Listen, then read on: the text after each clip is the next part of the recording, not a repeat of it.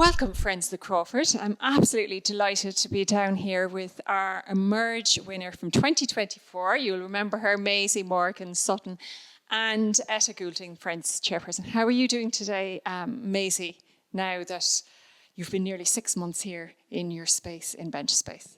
I'm delighted. I kind of can't believe that the 6 months is over. It felt like it went very quickly, but I think I'll be staying on for at least 2 months. See where that takes me. But I'm very happy to see you again today.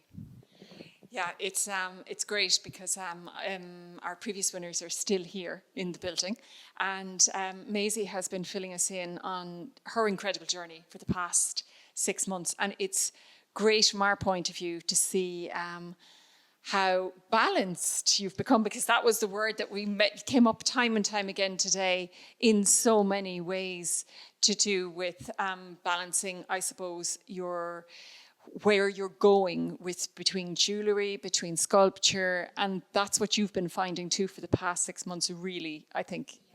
Yeah, no, the past 6 months, all about balance is the word that we keep saying, but it's trying to figure out a way to approach my work that is sustainable, but also keeping the kind of experimental nature of it, because that's quite important to me, making individual pieces. So, but also trying to take full advantage of this amazing opportunity that I've been given. So it's all balance, basically. I'm still figuring that out, but yeah, I'm finding it. And you stayed very much true to, I think, the way that you make. So we have some of your tools, your stakes and things here in front of us. And you've been quite traditional in the materials that you've worked with and in the equipment that you've worked with. And great to hear about your sustainability with an initiative of contacting secondary schools and things for their copper etching. So bringing materials that would be waste products back in. Tell us a little bit about that, just in mind with your kind of sustainability element. Well, I was trying to find a way that I could kind of experiment without using materials that I wanted to have to sell.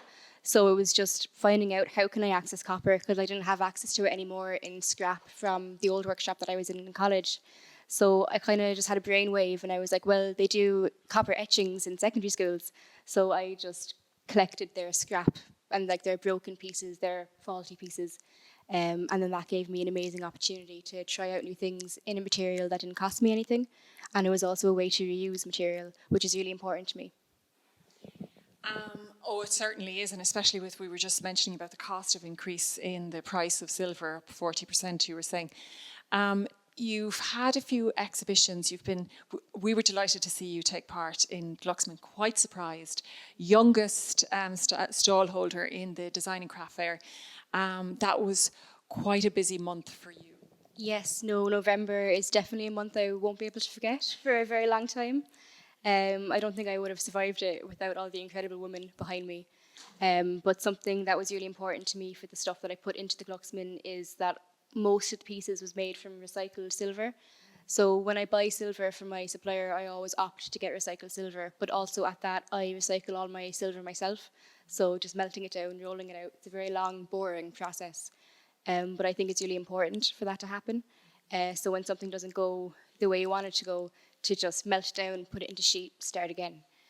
So it keeps the cycle going, and it kind of makes the jewellery more alive because it has a history in itself. So I found that really important.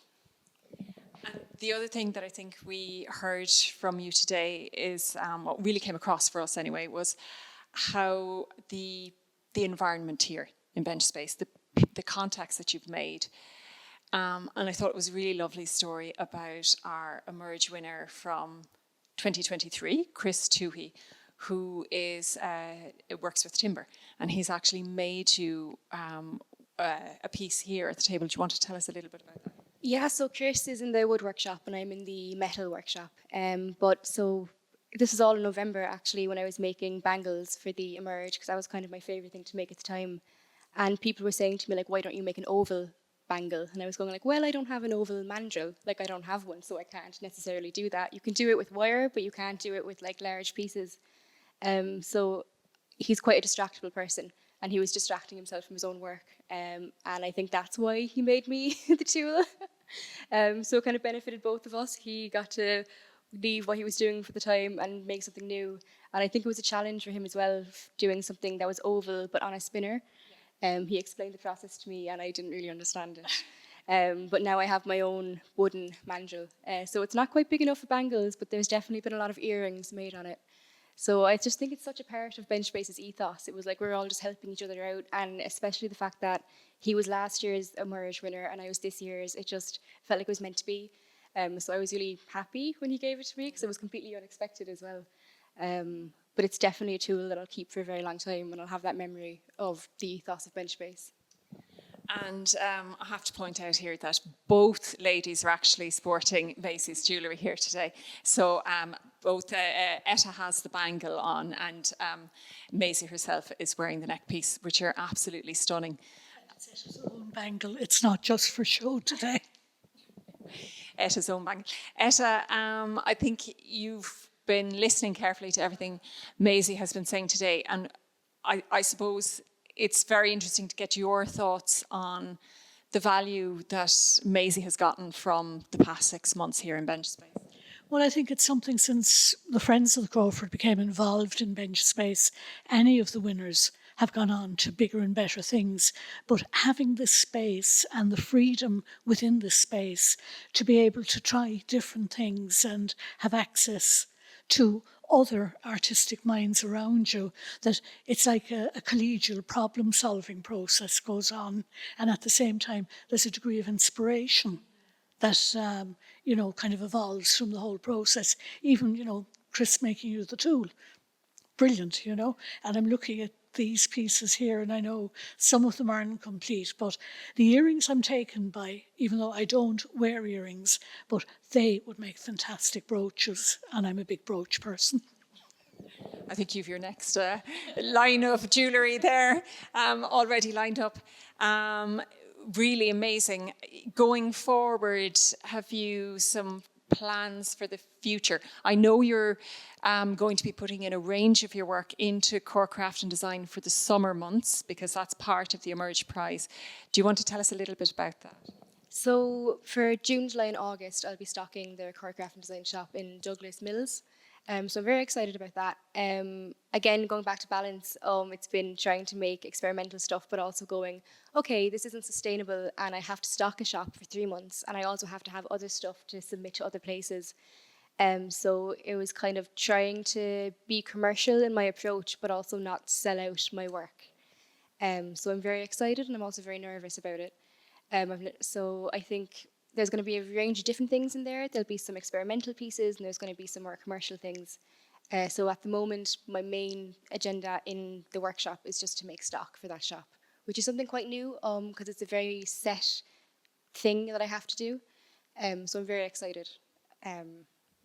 Super, that's absolutely fantastic. We'll be looking out for it. I'll definitely putting some pictures into the newsletter. And Maisy, we were talking as well about, I suppose, previously about the bread and butter, because it also has to be done. Seamus Murphy, all the years back, used to do the stone carvings and then he'd create the sculptural pieces.